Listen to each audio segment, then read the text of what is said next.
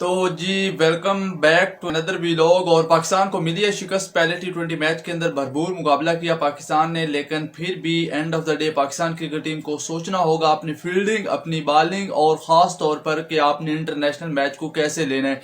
इंतहाई मायूस कुन परफॉर्मेंस आप इसको कह सकते हैं, क्योंकि साल में पाकिस्तान की दूसरी नाकामी है। टेस्ट सीरीज में भी नाकाम हुई पाकिस्तान आखिरी टेस्ट मैच में सिडनी में, और यहाँ ऑकलैंड के मकाम पर भी पाकिस्तान क्रिकेट टीम नाकाम हुई। लेकिन यहाँ पर सबसे पहले जो पाकिस्तान क्रिकेट को समझना होगा कि फील्डिंग आपकी जो है वो आपको अप्रूव करनी होगी। अपनी फील्डिंग आप देखो तो आजम ने आसान कैन विलियमसन का कैन छोड़ दिया, अभी वो 10 रन भी उसने मुकम्मल नहीं किए थे और उसके बाद वो 57 कर गया।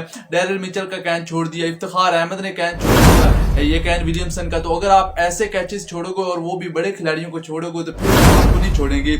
और मादरत के साथ जो आज पाकिस्तान ने बॉलिंग की है, शहनशाह अफरीदी पहले एक ओवर में तो अच्छे दिखे, लेकिन दूसरे ओवर में आते साथ क्या होगा कि 24 रन पड़े।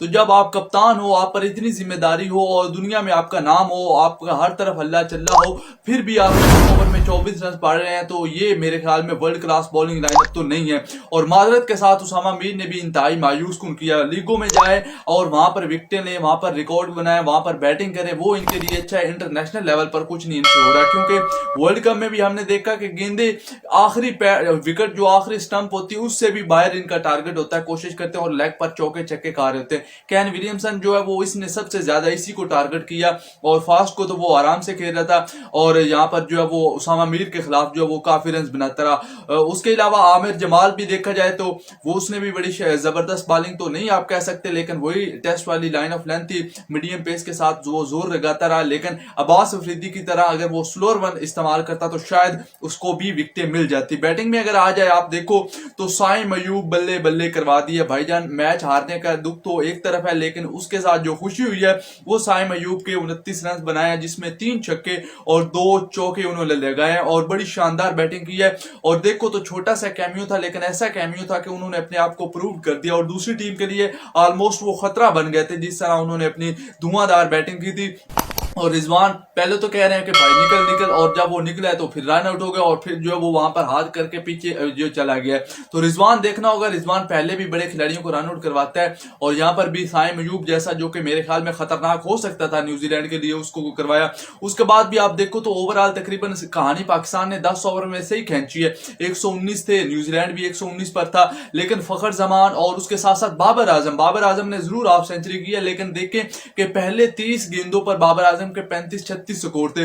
आप टी20 मैच खेल रहे हैं और आपका जो हदफ है वो ऑलमोस्ट 226 है, 26-27 है, तो इतने रन आपने बनाने हैं, तो फिर आप ऐसे क्यों खेल रहे हो।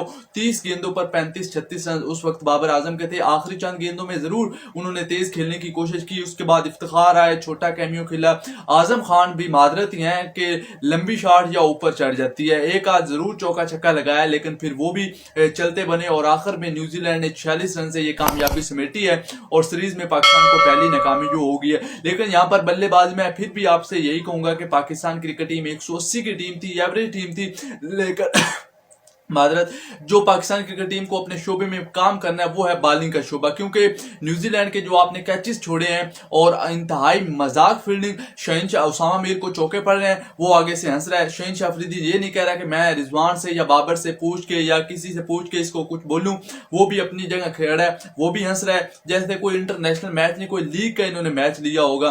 तो इंतहाई मादरत के साथ, लेकिन पाकिस्तान क्रिकेट टीम अगर ऐसी गलतियां मजीद करेगा तो इस सीरीज में पाकिस्तान के लिए वापसी करना बहुत मुश्किल हो जाएगी। क्योंकि आप भी देखो अभी जो डेविड कॉनवे था, मेन उनका खिलाड़ी था, उसको आपने पहली गेंद पर आउट कर लिया था। उसके बावजूद न्यूजीलैंड क्रिकेट टीम जब फिन एलन को भी आपने जल्दी पकड़ लिया था, वो फिर भी आप वो टीम जो है वो इतना आगे पहुंच गई। और आखिर में देखे कि हारिस रऊफ ने 2 छक्के मार्क चैपमैन से और आखिरी ओवर में टिम साउथी से छक्के खा रहा है। बैट्समैन हो तो माना जाए कि उनसे छक्के खाए जाए, लेकिन टिम साउथी से छक्के खा रहा है ये हारिस रऊफ। तो यहाँ पर बहुत सी चीजें हैं जिनको पाकिस्तान को अभी अप्रूव करना है और उन पर काम करना, और खास तौर पर के बॉलिंग पाकिस्तान को, क्योंकि वेस्ट इंडीज में जो टी20 वर्ल्ड कप है अमेरिका में, ऑलमोस्ट इसी तरह की कंडीशन होगी, तेज विकेटें होगी, छोटी बाउंड्रियां और स्टेडियम तेज होंगे, आउटफील्ड बहुत अच्छा होगा। यहाँ पर भी ऐसे बड़े मैचेस जो है वो बड़े स्कोर वाले बनेंगे, तो फिर वहां आपने अपनी बैटिंग को कैसे साबित करना है, ये बड़ा सवाल है। और इसके लिए पीसीबी ने आपको बहुत से टी20 अरेंज करके दिए हैं, उनमें से ये एक आज पहला था। आगे उम्मीद है कि पाकिस्तान क्रिकेट टीम इस सीरीज में वापसी करे। बहरहाल मायूस कुन परफॉर्मेंस थी आज पाकिस्तान क्रिकेट टीम की और 46 रन से फतह समेटी है न्यूजीलैंड ने ऑकलैंड के मकाम पर, जहां पहले टी20 मैच में पाकिस्तान को फतह नसीब नहीं हुई।